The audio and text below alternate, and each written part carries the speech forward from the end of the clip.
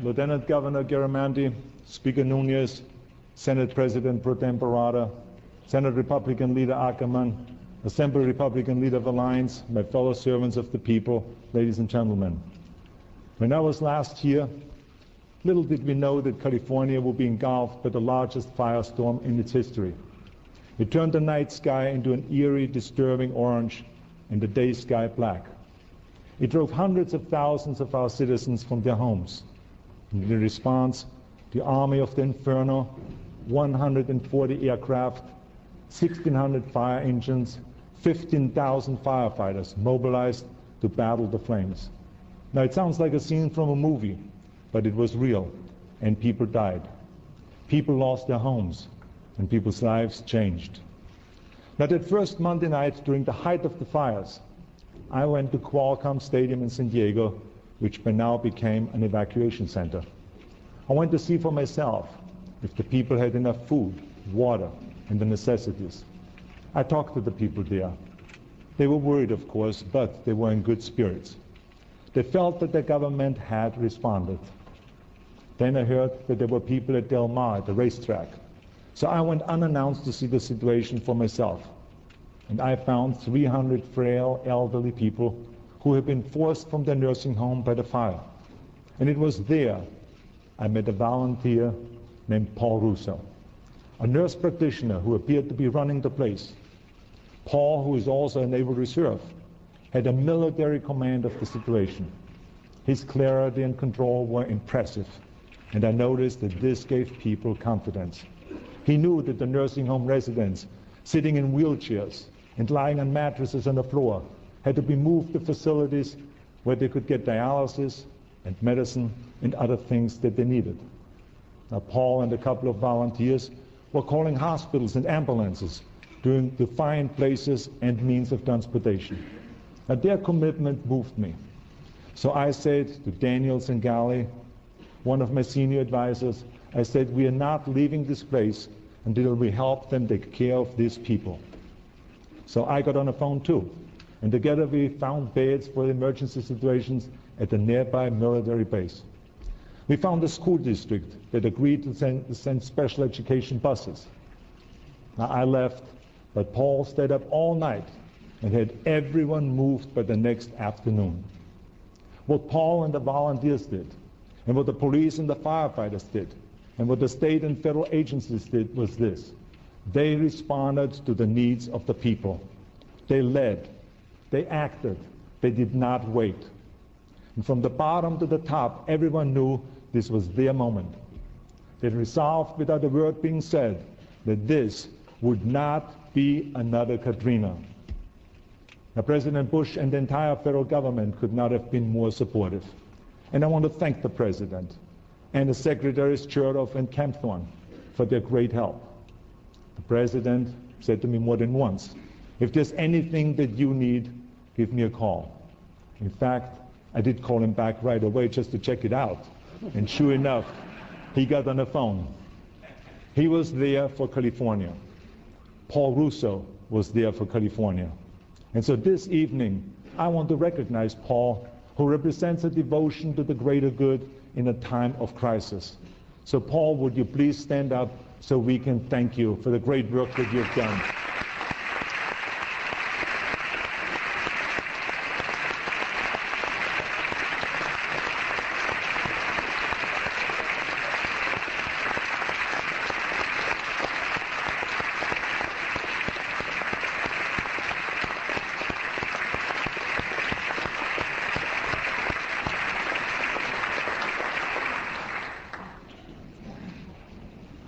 Now, in addition to the volunteers, the firefighters, police, and the state, local, and federal employees, let me tell you another group that deserves recognition, the general public.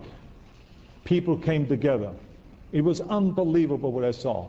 They cooperated, they evacuated, they rescued, they contributed. They were exemplary citizens. And so I would like to express my profound appreciation to the people of California. Ladies and gentlemen, working together, people can accomplish remarkable things. In April, for instance, a fiery truck crash melted the Bay Area's 580 freeway exchange. Hundreds of thousands of Californians who depended on that interchange for some months of delays and stress. Yet it didn't take the normal 150 days to repair. Caltrans workers with contractors cleared the span in 10 days and then built a new bridge and opened it up in a record of 16 days later. Government can work. It can be efficient. It can lead. Now, even though we're not suffering a serious economic downturn, still the risk of foreclosure threatens many Californians with the loss of their homes and thus the American dream. So we took actions and reached a voluntary agreement with major lenders to freeze interest rates for homeowners most at risk. This could help keep more than 100,000 Californians in their homes. Government can lead. Now, this last year, we took on other tough issues, like the very contentious issue of prison reform and rehabilitation, the world's first low-carbon fuel standard, and the most comprehensive healthcare reform in the nation.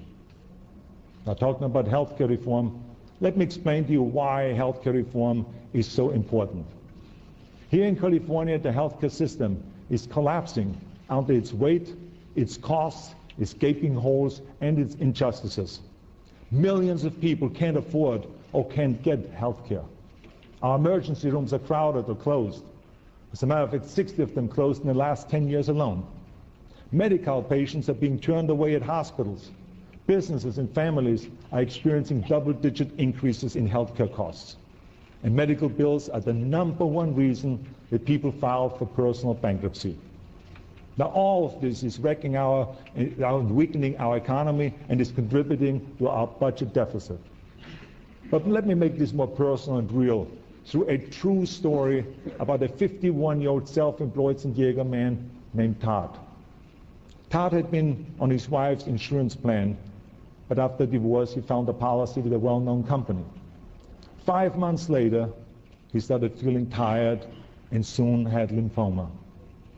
Now, the insurance company then went back through all of his records, looking for a reason to cut him off. They pointed to a knee problem, unrelated to cancer. And they noted that now he weighed less than he did when he applied for the insurance. Well, duh, of course he did, because now he was sick with cancer. But they cut him off. 1 month after he got sick, the company canceled his insurance. Todd died 8 months later. We are taking action so what happened to Todd would not happen to any other Californian.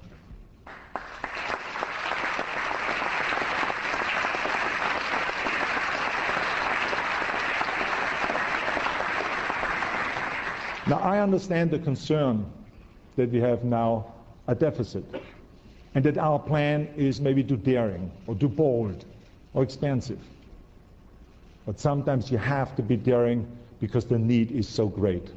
I mean, you want to hear about daring? Think about FDR. FDR did not ignore the problems of the depression because times were tough. No, he addressed those problems in big visionary ways because times were tough. He saw the problems and he acted on behalf of the people and the nation. For example, to give America jobs, he created the WPA, which built 650,000 miles of roads, 78,000 bridges, and 125,000 buildings. All of those things we are still enjoying today. So we too must act boldly on behalf of the people and the state. So I want to thank the Assembly for its action on health care. Now, when this, you can give me applause.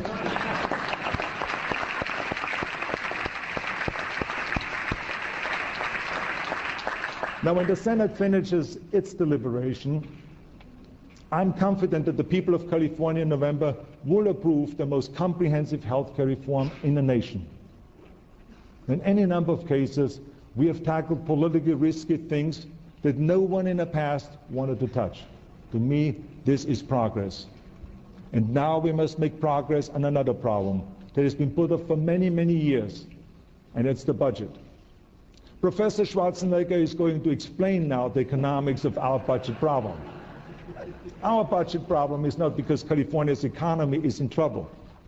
In spite of weakness in housing, other areas of our economy continue to thrive. We remain a powerhouse of technology, of agriculture, advanced research, venture capital, international trade and innovation. And we continue to have job growth. So our revenues this coming year are not going to be lower than last year. They're not going down. No, the situation is that we're simply going to hold steady with our revenues. The problem is that while revenues are flat, automatic formulas are increasing spending by 7.3%. Now, even a booming economy can't meet that kind of increase. So the system itself is the problem. Also, for example, the rich in California by far pay most of the income taxes, but we only have so many rich people. The top 10% of our population, those making more than $119,000 a year, pay nearly 80% of the taxes. So our whole revenue system, its ups and its downs, is based on whether the rich have a good year. That is no basis on which to run a government.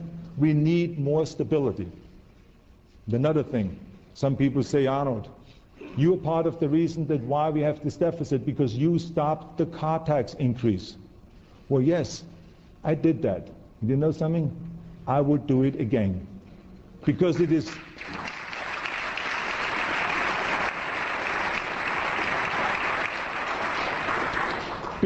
not fair to punish people who can barely afford the gas to get to work, and on top of that then to ask them to pay for a tax increase to cover Sacramento's overspending. I said it back during the recall and I say it again. We do not have a revenue problem, we have a spending problem.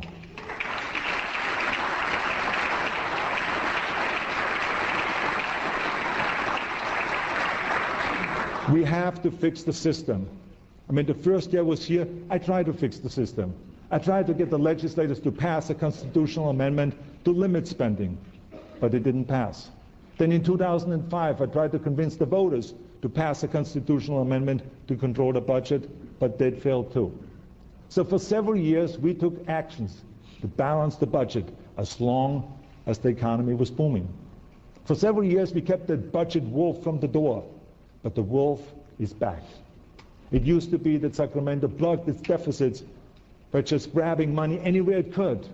Pension funds, local government, bonds, taxes, gas taxes that were meant for transportation. But we tightened that noose by taking away those options. We passed Proposition 1A, Proposition 58, and Proposition 42. We now have no way out except to face our budget demons. Now, to address next year's $14 billion deficit, in 2 days, I will be submitting a budget that is difficult. It does not raise taxes, it cuts the increase in spending, and it cuts that spending across the board. As governor, I of course see firsthand that the consequences of cuts are not just dollars, but people. I recently brought leaders and advocates of various different communities into my office to tell them about what we face financially. I had to look in their eyes and tell them. I mean, talking about fiscal responsibility sounds so cold when you have a representative for AIDS patients, or poor children, or the elderly sitting across from you. It's one of the worst things about being governor. Yet, fiscal responsibility, like compassion, is a virtue, because it allows the necessary programs in the first place. Now, what I find most troubling is the erratic ways that we treat those who need our help the most. 1 year up and the next year down. We cannot continue to put people through the binge and purge of our budget process. It is not fair. It is not reasonable. It's not in the best interest of anyone. So I am again proposing a constitutional amendment so that our spending has some relationship with our revenues. It is modeled after the process used in Arkansas. When revenues spike upwards, the amendment that I propose would not let us spend all of that money that rushes in when the economy is good. Instead, we would set some of that good year money aside for bad years. Remember when revenues jumped 23% in 1999-2000, or when they jumped 14% in 2005-2006? Those were sugar highs. I remember how everyone here was so enthusiastic and so hopeful and so creative about how to spend that money. Everyone was saying, now is the time to do this, now is the time to do that. All good causes. If not now, when? Then the sugar is gone and we come down off our high. We spend it all 1 year and can't sustain it the next. We need to budget more evenly. Also, the way things are now, when we see a budget problem developing during the year, we don't have any way to stop it. We just keep that spending accelerated down to the floor. Now, what kind of sense does that make? We need some brakes. We need an alternative to crashing. I mean, this is like a slow motion crash. You can see it happening, but you can't do anything about it. Like right now, we are spending $400 to $600 million a month more than we are taking in. And we can do nothing to stop it. Now, this amendment that I am proposing would do something. It would trigger lower funding levels if the deficit opens up during the year. So, ladies and gentlemen, I have faith that by us working together like we have in the past, we can give California a budget system worthy of the people who rely on it. I'm absolutely convinced we can. Which brings me to the next subject, which is public education. It makes me proud as governor that a recent survey found that 23 out of the top 100 public schools in the nation were in California. And I would like to congratulate the teachers, the principals, the administrators, and all who are responsible for those remarkable schools.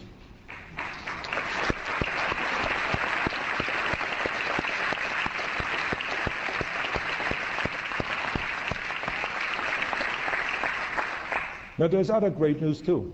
Like, for instance, the number of high school students taking advanced math and science courses has increased by 53% since 2003.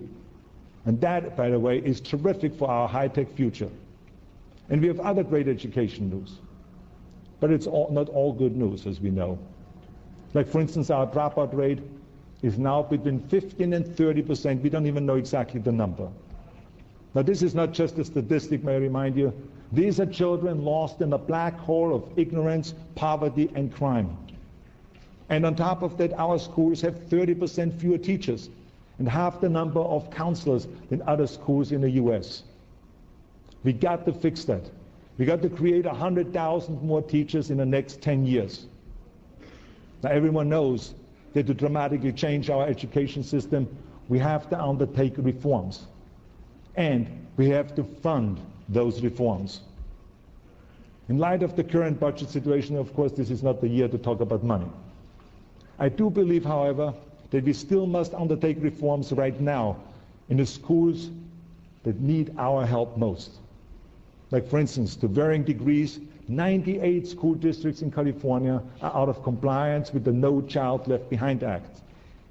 According to the Act, after 5 straight years of non-compliance by district, the state is required to take action or lose federal funding. Now, we have identified several of the districts that, on a whole, have persistently failed to educate children. So I'm announcing today that California will be the first state to use its powers given to us under the No Child Left Behind Act to turn these districts around. And we will be working with Superintendent of Public Instructions, Jack O'Connell, and the teachers, the administrators, the parents, and the elected officials to make these districts models of reform. No more waiting. We must act on behalf of the children.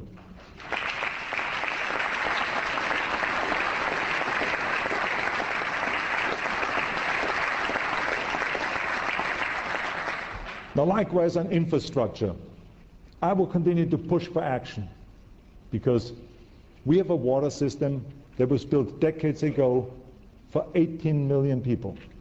Today we have 37 million people. And in 20 years from now we will have 50 million people. We got to get going.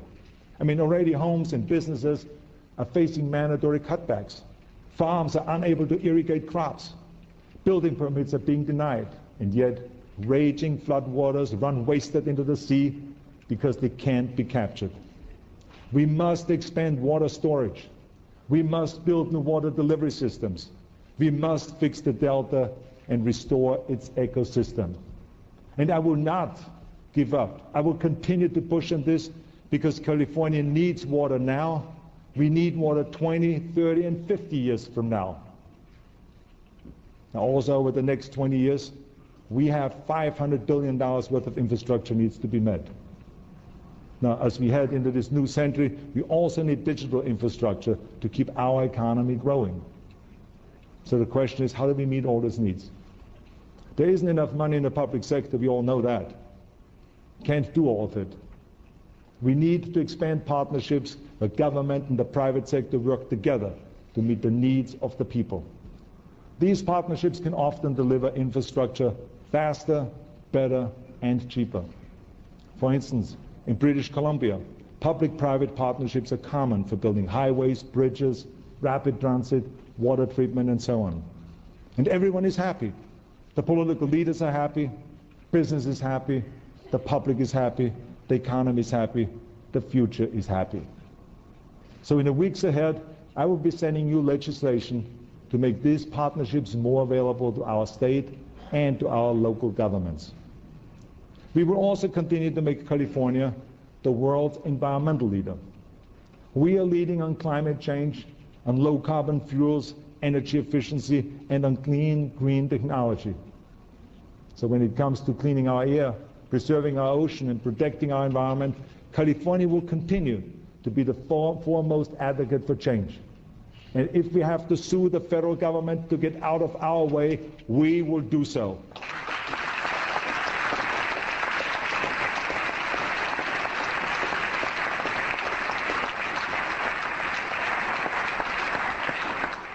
Now, I will be submitting to you many legislative proposals on energy, on environment, on infrastructure, and on education. And I will also be submitting a proposal on behalf of our returning veterans. They deserve not only our gratitude and respect, but a more open, welcoming door to civil service and to education benefits.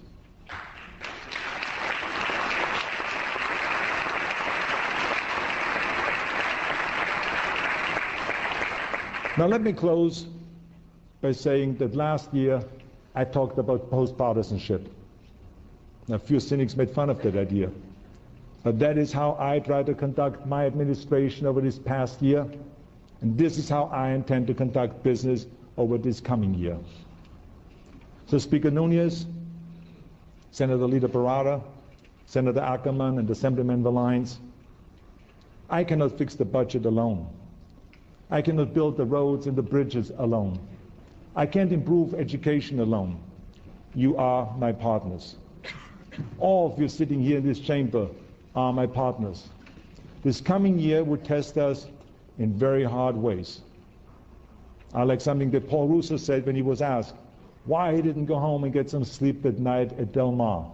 He replied, when you have a job to do, you get it done. Well, ladies and gentlemen, we have a job to do for the people of California, so let's get it done. Thank you very much. Thank you.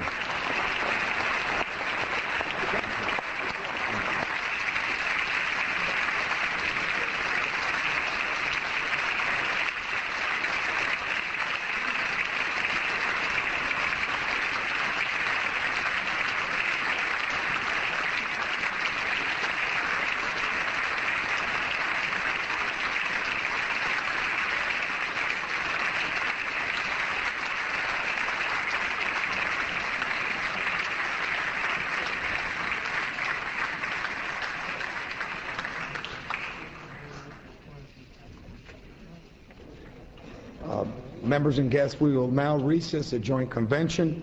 Without objection, the Governor's State of the State address shall be printed in the Journal. Please give Governor Schwarzenegger another round of applause as he exits the chamber.